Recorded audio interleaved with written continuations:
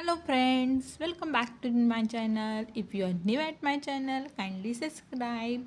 Today we will learn the synonyms and antonyms in the English grammar. First we will look the what is the synonym?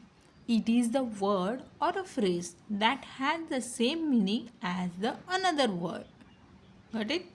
The examples happy, joyful, big, large, smart, intelligent, brave, curious, sad, unhappy, cold, chill, loud, noisy, strong, powerful.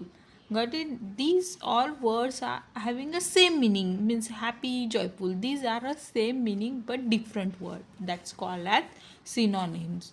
The second example is what is antonyms? An antonyms is a word or a phrase that means the opposite of another word or phrase. Means it's a opposite words. Admire, distress. Artificial, real. Believe, doubt. Full, empty. Close, open. Few, many. Early, late. These are opposites words.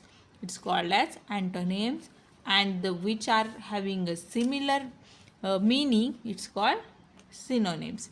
I hope you will understand, and don't forget to subscribe. Thank you.